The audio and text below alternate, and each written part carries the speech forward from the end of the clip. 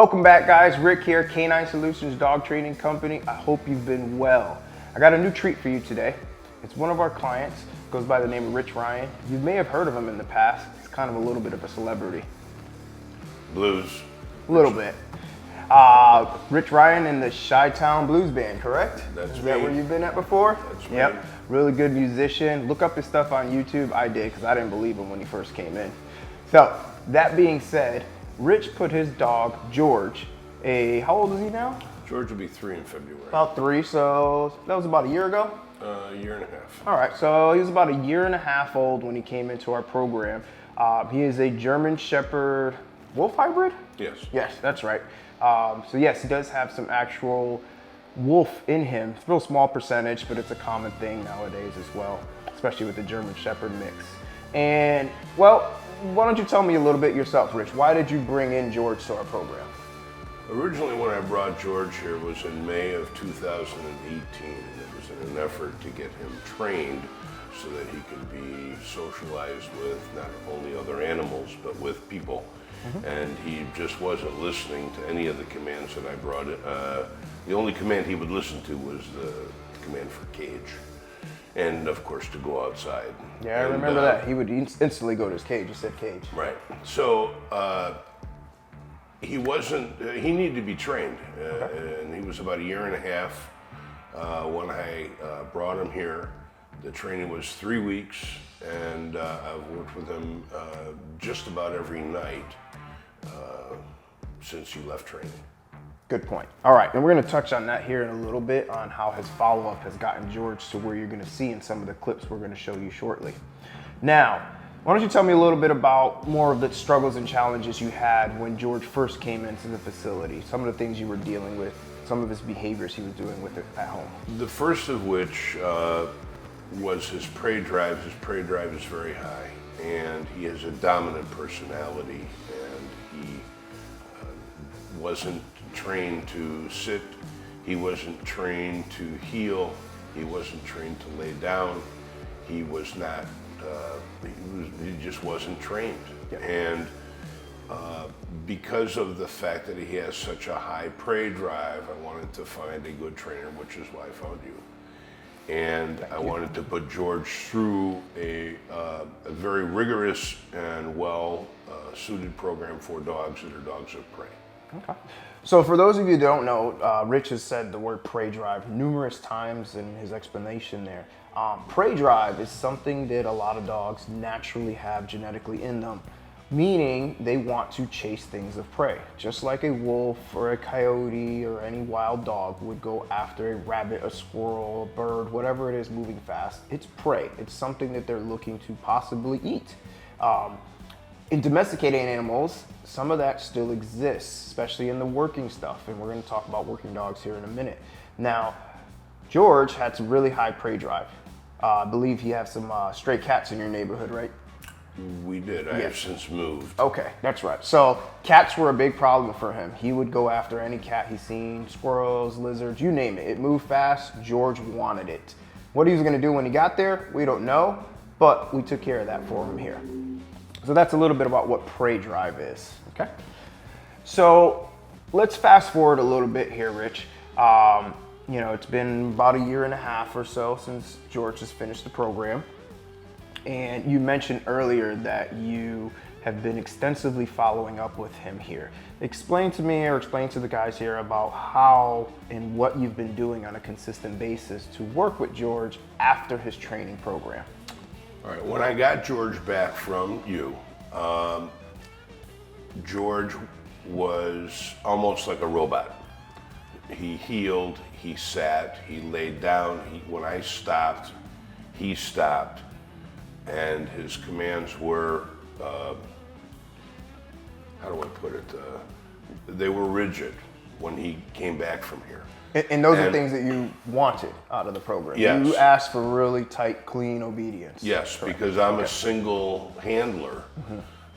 And you had specifically mentioned to me how important it is to maintain consistency with the commands.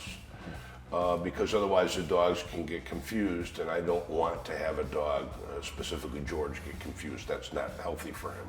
and it's not healthy for me as a handler. Absolutely. So I got the list of commands that you gave to me when he came out of the program, which was about June 1st of 2018.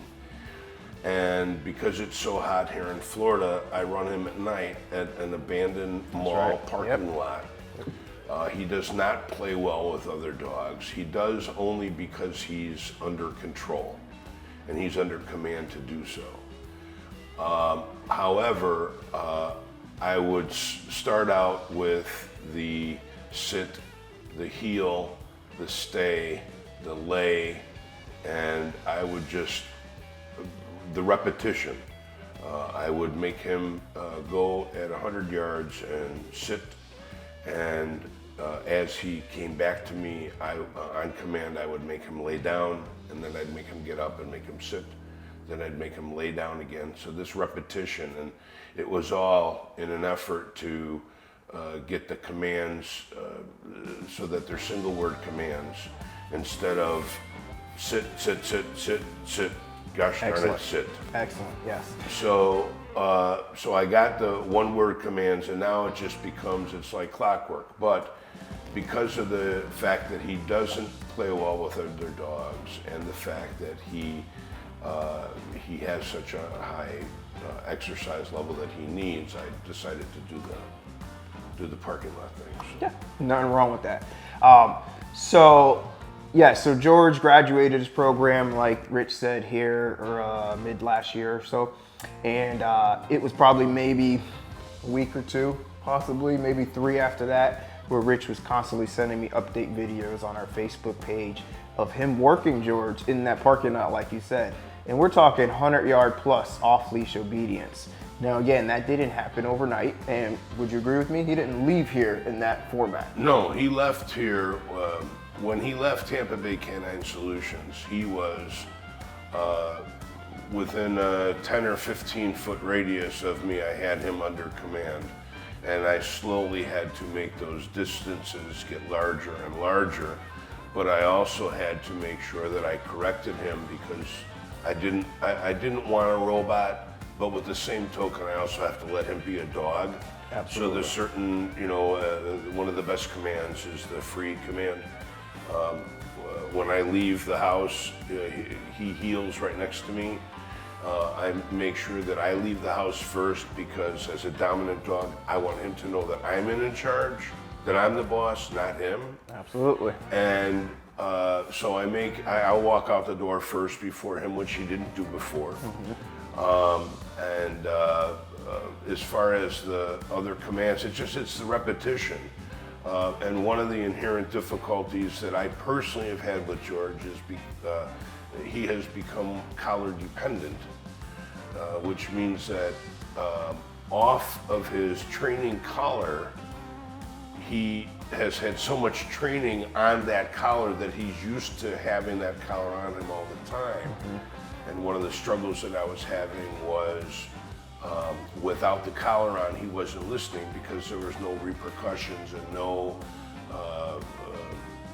correction for if he didn't listen to a command. Yep.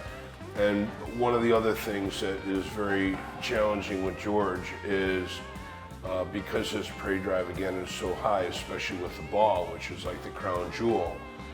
One of the things that I absolutely wanted to make sure of is that he didn't come out of the car and then run in the line of a car and end up getting hit. Yeah, and so I remember you reached out to me about the collar dependence that you were seeing in George and how he was just basically blowing you off. He didn't have the collar on, correct? Correct, yes. And we walked you through some of the things on what to do and how to start breaking of that and so forth. How's that going now? Is you seeing some progress in that direction? I have. Okay. Pardon me. What I started to do when we were at home is I would put him in place. And as I was walking around the house, I wouldn't have the dog with me. Good. So what I started So you're creating doing, some independence. Yes. Yes. So the one thing about George is he's not very needy. He doesn't need to be, Well, that's because of his dominance as well. Correct. Yes, and that's the last thing we're going to touch on here in a few minutes is how that dominance has gotten to where you're at now. But one of the things that I have done is I've started to, when I'm walking around the house, I'll use the heel command without the collar. And because he's in an environment that he knows, it's okay for him to do that. There's no distractions. Mm-hmm. Yep. And I've got to make sure, because of his personality, he's very easily distracted. Absolutely. And Yes, he is. what I don't want to have is have an issue where we get out somewhere and he sees a squirrel or another dog or something that he wants to go and get.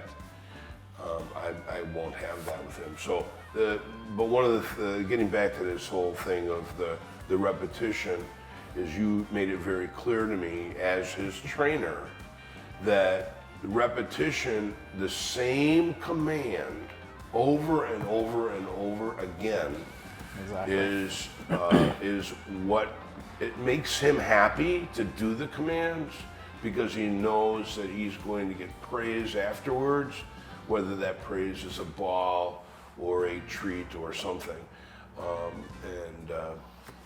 But it's just. So, I mean, you couldn't have said it better, honestly. Repetition. That's the main reason why our board and train programs are so successful. Your dog sees the same picture every single day. It's going to hear the same words. It's going to get the same actions. It's going to get the same rewards. It's going to get the same correction consistently over and over and over again. And that eventually just translates to a learning process. It takes a dog an average of about 4,000 repetitions for it to actually understand and comprehend a command. We try to get as close to that 4,000 repetition mark with your dog in that time frame they're here. Sometimes we're able to get there, sometimes we're able to get to a certain point, and that's where you fill in the blanks at home, and you've done a heck of a job working with George at home on that there. Well, and I want to say thank you, because when George came here, he had no manners, he didn't listen, and now he listens to a fault when he needs to, which is when I need him to, not when he decides he's going to. Absolutely. So now let's fast forward. Here we are, a year plus out of training here. Would you agree that George is a highly trained machine at this point? Absolutely. Okay. Honestly, probably one of the most successful dogs in our program, and mainly because of Rich's follow-up.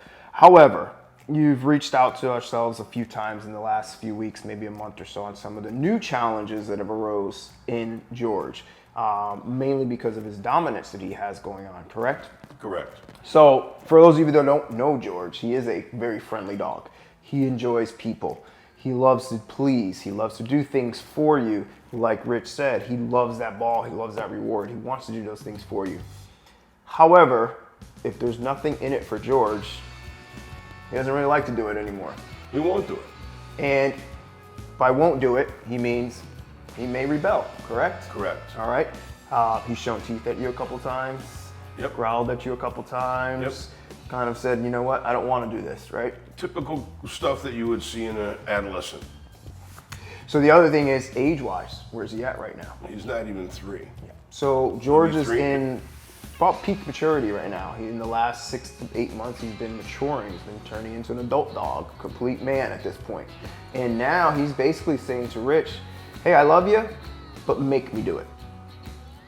And Rich is saying, you're gonna do it. Why? Because I know you understand how to do these things, and no matter how much you push back, I'm gonna push back a little bit harder.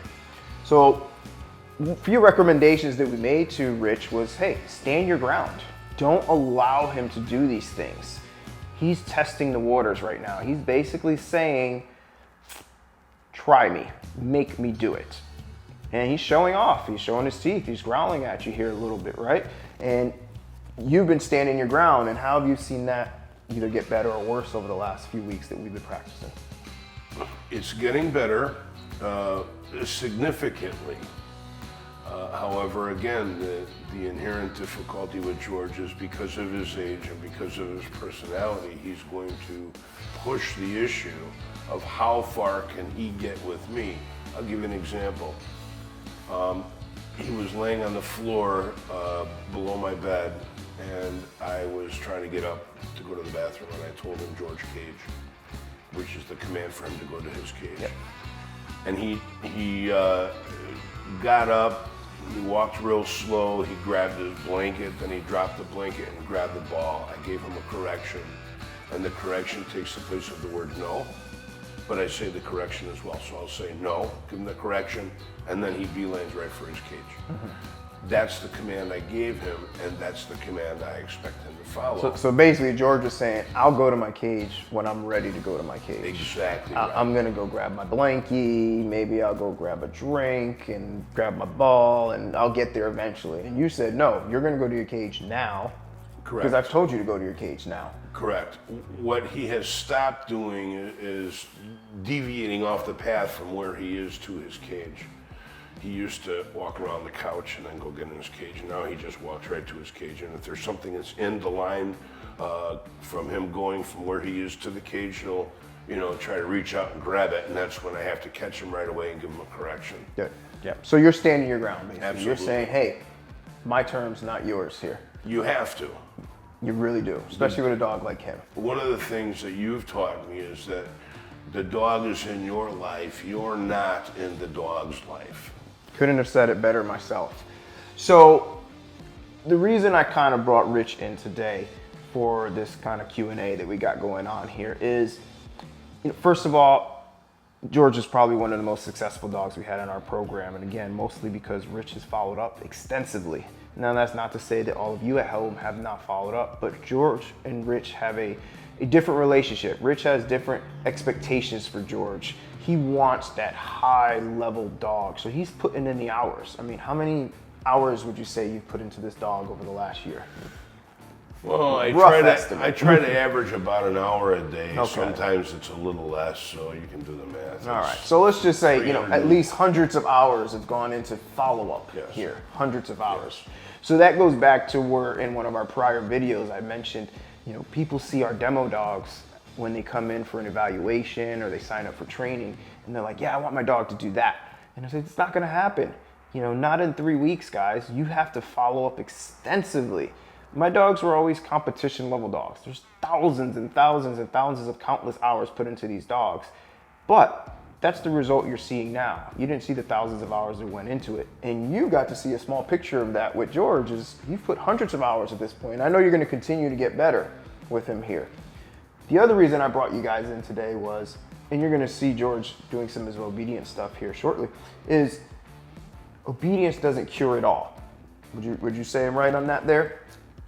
It does. It's one part of the equation. One small part, exactly. Changing your lifestyle a little bit. Absolutely. Understanding your dog. Maybe, hey, why is he doing this? Right. Doesn't he love me? Aren't we best friends? Right. Why is he showing his teeth at me? Right. Well, this is why. He's being a jerk at this point, basically. So those are some of the reasons, guys, why I brought Rich in. And again, I thank you for coming in today and helping us with this video. And George as well, so we can kind of point out not just the beginning of training, but the lifestyle that has to go on afterwards with training, the way you need to change your life a little bit, the way you need to actually work with your dog consistently after training, because it doesn't end here. When you pick up your dog from our program, that's just the beginning for you. We've done the bulk of it for you. Now you got to go fill in the blanks. Well, Rich, I want to thank you for coming in today. Thank you for having me. Appreciate you coming in and sharing some of your actual experiences with all our followers here. If you guys have any questions on anything we covered today, just send us a comment, hit us a message on Instagram, call us on Facebook. No, you can't call us on Facebook. You can message us on Facebook, but you could call us as well. And always you can call us here at the facility and get your dog in for a program and be just like George and Rich. We thank you guys, and we'll see you next time. Thank you.